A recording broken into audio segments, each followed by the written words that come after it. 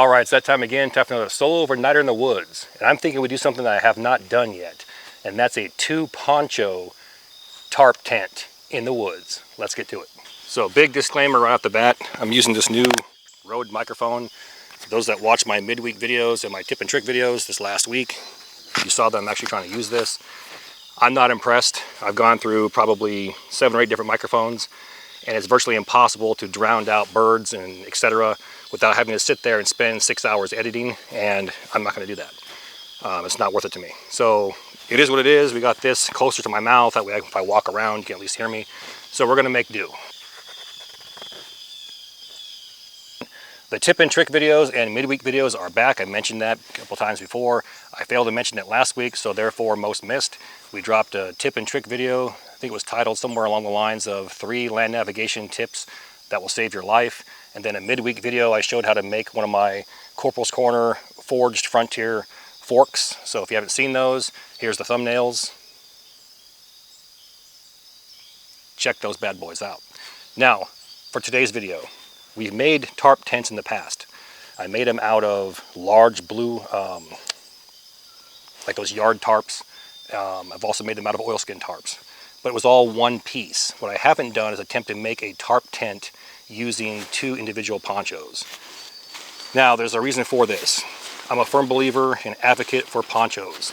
If somebody said, hey, do you want a 5x7 tarp or a 5x7 poncho? I'm gonna pick a poncho because of the versatility, and I've shown that over the years, and I showed it, I believe, 2 weeks ago as well. Something I could put over my body, over my gear, trap that heat. I'm about it every single day of the week and twice on Sunday. So for me, poncho over a 5x7 tarp, first time every time. But what I haven't done is show how to connect 2 of these to make one of those large tarp tents. I have my own theory on how it's going to go. There's probably going to be gaps in it, but I want to see where those gaps are and if I can adjust the tent to where it might actually work in my favor. So let's get to it.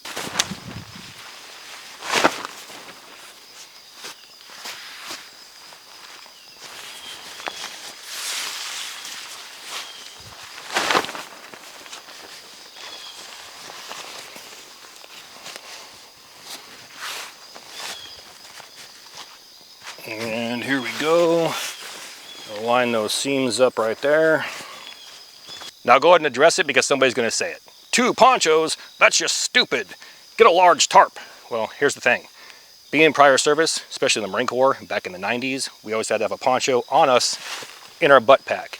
That way when we drop our packs in base camp and go on a patrol, if it started to rain, we could throw a poncho over ourselves. Now the second poncho was not issued. We had to scrounge one up. It's called Gear Adrift is a Gift. Or you go to your local surplus store and get one. This way, when your gear's laying there in base camp, you can cover it up with a poncho. So when you come back, it's waterproof. Something to think about.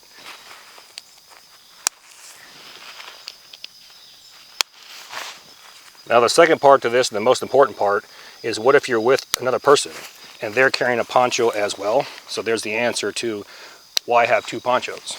Not necessarily you're going to carry one, but your buddy might have one. So therefore, you can button them together, and now you have one large tarp that you guys can get underneath. So there's ways to think about things, and there's ways to judge things. I tend to think about things because I'm a thinker.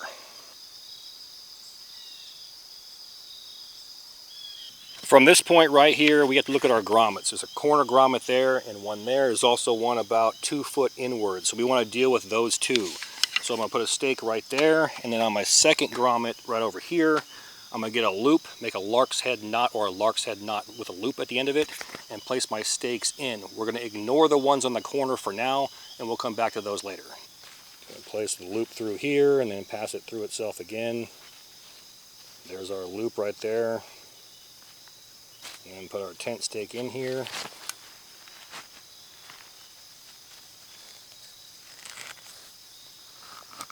Now we can place our stake through here. There we go. Now just like in the back, same for the front, we have our corner grommets. I'm going to take that corner and place it underneath my middle grommet, or my second one, I should say.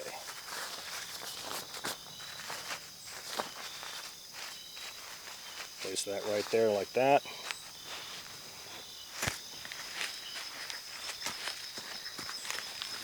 Do it again over here. Just tuck it underneath. Make sure it's in line with this grommet right there. There we go. Now we have our corner grommet in line with our back grommet, so all we're going to do here is we're going to stake it out real quick. I'm going to pull it somewhat tight. We can come back and adjust it later, and then just temporarily stake it in. Do the same thing to that side over there. Now you can see we're taking shape right there. All right, so now let's go ahead and work on the front and try to prop this thing up. Grabbing a shamag or a bandana or old t-shirt, pair of underwear, who cares? I'm going to place it over top of this stick to be my tent pole. This is going to keep it from rubbing on the back of the poncho and possibly poking through. And now we're going to place it underneath a good foot or so back and try and prop her up.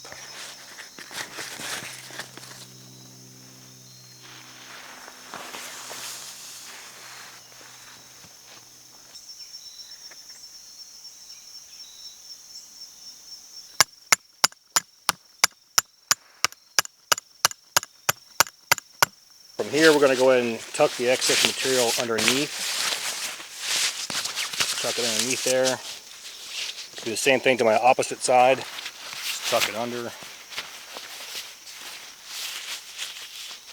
Cool.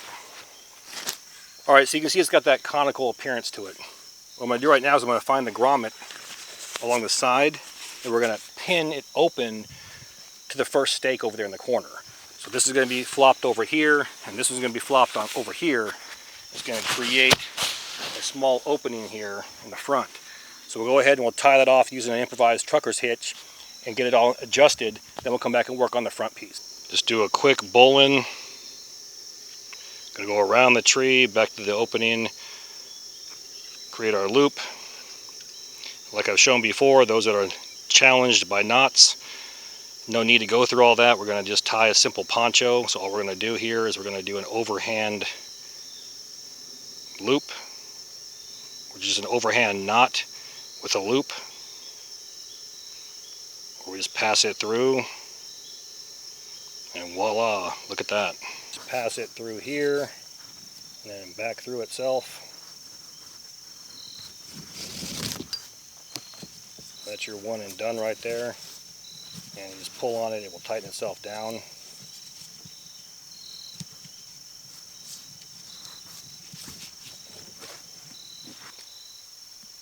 I'm going to go around my stake. All we're going to do is we're going to twist this, lay it down in the direction of my stake, pull a small loop through that. Now pass it through that loop. We're still around our stake. Now simply pull it towards my stake. Then we're going to pinch everything together. We're going to drape it over. Pull a small piece through. We have our improvised trucker's hitch. One and done. So simple, it's stupid. So to simplify this even more, we're going to use a marlin spike hitch. All we're going to do is pull it tight, make a loop, lay it down, and pull a piece through. Then take that and place it over the stake. It will lock itself down and not move.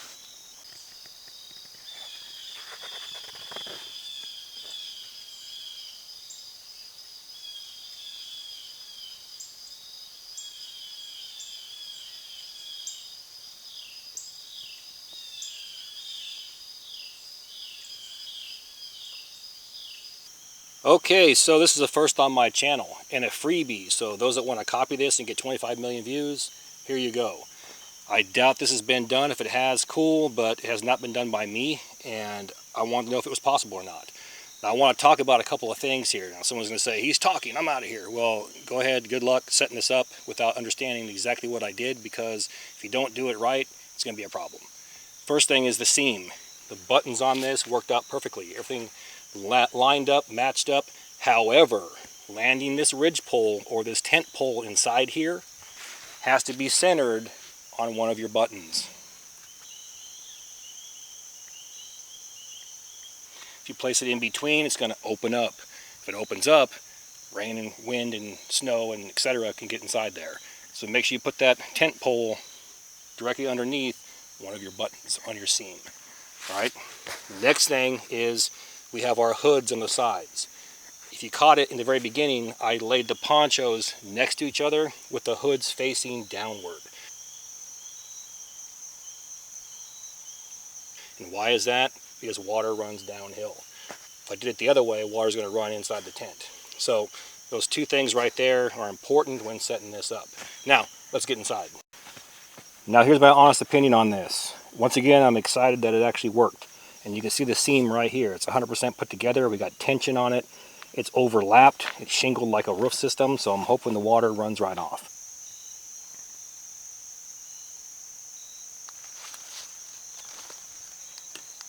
Can two people get inside here and curl up? Yes, you can. One person comfortably, I'm going to sleep diagonal. Now the front door is going to be open. If you have a windscreen out there and a fire, all that heat's going to get trapped inside here. It's still warm. It's end of October and it thinks that it wants to be, late summer at 70 degrees. So a fire all night, probably not needed. Now, you're going to say the opening, water can get inside. Water can always get inside. So if you have a third poncho or some way to cover that, you're in business. Now keep in mind the application of what we're doing here, okay? It's for somebody who wants to travel light. You carry a poncho with you. Your buddy has one as well. Or in my case, I explained how sometimes we would have two ponchos. And if we got caught in the middle of the night, I would do something like this rather than just lay on the ground, okay? Those are my choices, not yours. You do what you think is best. Some people hate the military, they hate ponchos, they want nothing to do with them, or military gear in general. So if that's the case, do what works for you. I'm showing you options, we're experimenting with those options, and we're thinking outside the box. So, on that note, it's time for chow.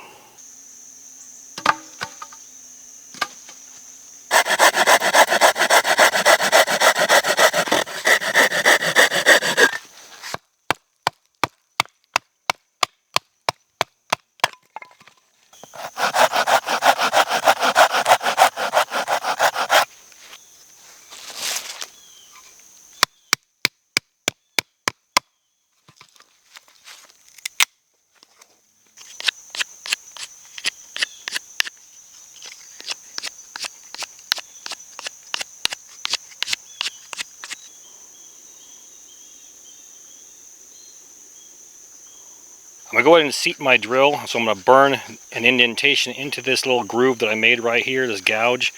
We're going to burn it in there, turn it black, and then we're going to carve a pie notch right there.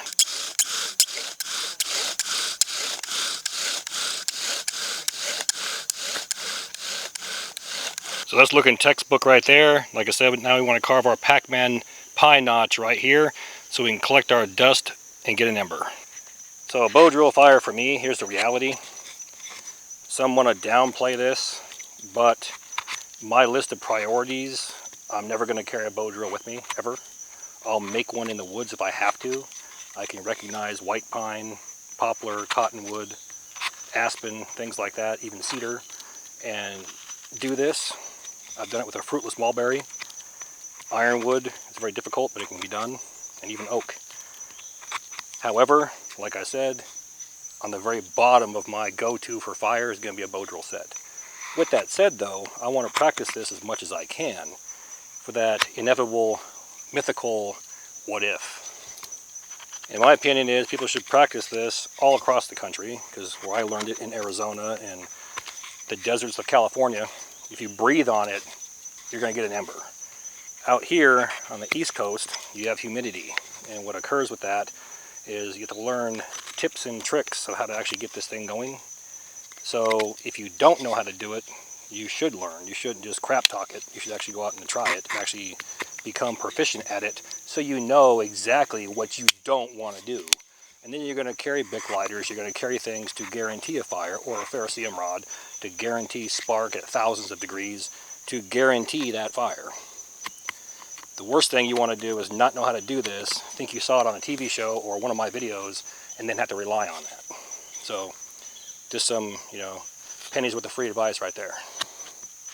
And the last pro tip I can give you on something like this is whatever the width is here, you want to open the bottom as well. This way, think of it as the dust inside here is around 800 degrees Fahrenheit, and you're going to create a mini campfire. You want oxygen getting underneath there so that the smoke can bellow through that notch and keep it alive until you can tap it free from that board and then dump it into your bird's nest or tinder bundle. Now, what I found over the years is you want to be off the ground. You never want to put a board on mud like this or clay, because this is going to immerse it. It's going to sink into it. It's going to mess the board up. It's also going to cake the board, get moisture into the board. So I want to be off the ground. And this gives you a higher probability of establishing an ember versus smashing it into the ground and wondering why you're doing it 25 or 30 times over a 3-day period.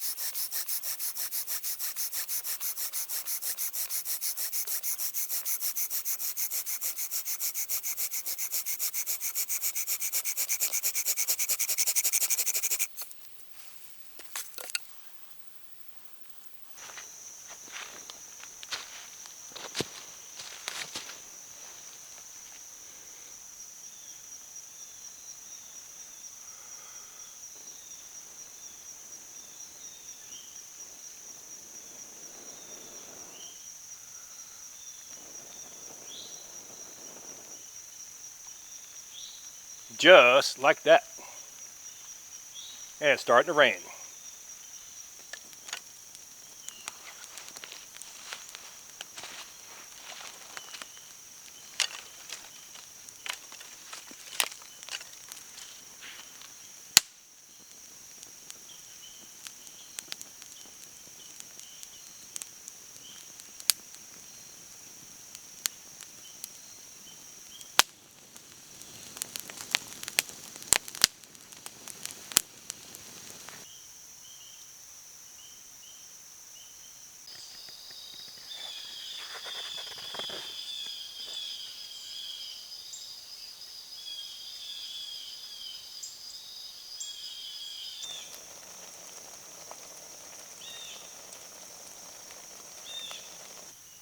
So we got our Bob Evans 6-cheese pasta and kielbasa.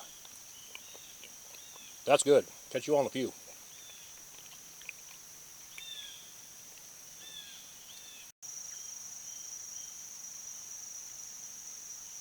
So before I forget, let's go ahead and talk about this real quick, because one of two things will happen, if not both.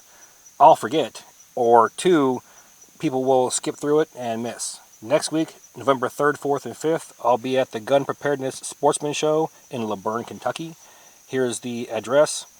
The web address is gunpreparednessexpos.com. Gunpreparednessexpos.com. You can get your tickets. It's a 3-day event. I'll have a booth set up. All of my Etsy stuff will be out there. We'll have forks, meat forks, strikers with flint. I'll have patches out there as well. Business cards. We can talk about stuff, get pictures, whatever you want to do. So come see me at my booth. I'm there for a meet and greet, and I'll be there for all 3 days. Once again, it's November 3rd, 4th, and 5th at the Gun Preparedness Sportsman Expo in LaBerne, Kentucky. And here's the best part of being at the expo. There's no taxes. There's no shipping. You're getting your items right now. So those that can't attend, here's what I'm going to do. As you watch this video, my Etsy store is open. Once again, my Etsy store is open. I'm going to lower the cost on all my items by $5, with the exception of patches and skillets. So if you see something that says $25, it's going to be $20. If it's $30, it's going to be $25. Why? Because I care, and I'm going to pass the savings on to you. And as usual, my Etsy link is inside my video description box, so check it out. The rain's here, baby. Worked out well, so now we get to test the theory. We applied the theory, now we're going to test the theory. So far, so good. We're looking outstanding. Catch you all in the morning.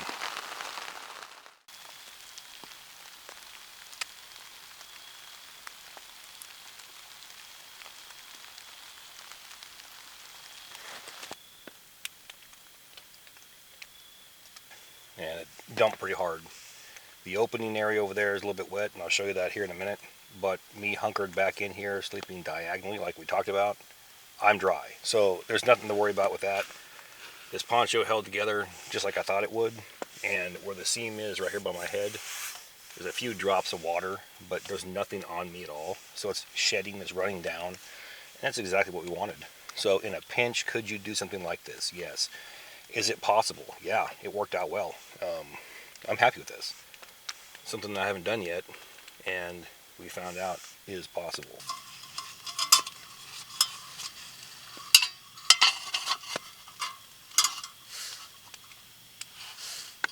One thing I failed to mention, and it's my mistake, I apologize. The Etsy store is open. Yes, the Etsy store is open. It's open 7 days a week. We have 8 cold handle skillets in there. So they're going to go quick, so jump on it. Along with that, we have the new Corporals Corner logo stamped Frontier Strikers. So check those out. My logo is embedded on every single one of those. It's wire wheel finished, make it kind of a satin finish, and they look badass. So check them out. Once again, it's Corporals Corner logo stamped Frontier Strikers. All right, the old tried and true Juan Valdez.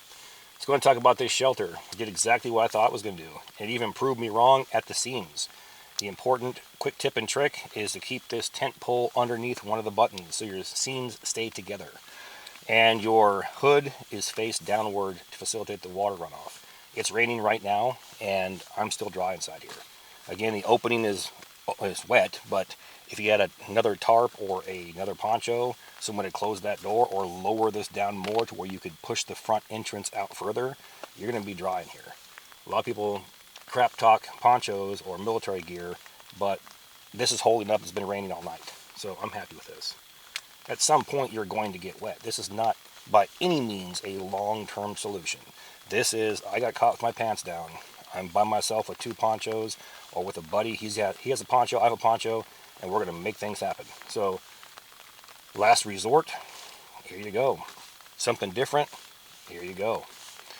Saw it here first, here you go.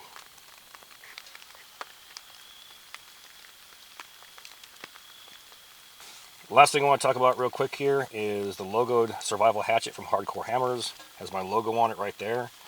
This link is inside my video description box along with my Etsy store. Click on those links, check them out. Use this code right here, CCUSFree23 for free shipping site-wide at Hardcore Hammers.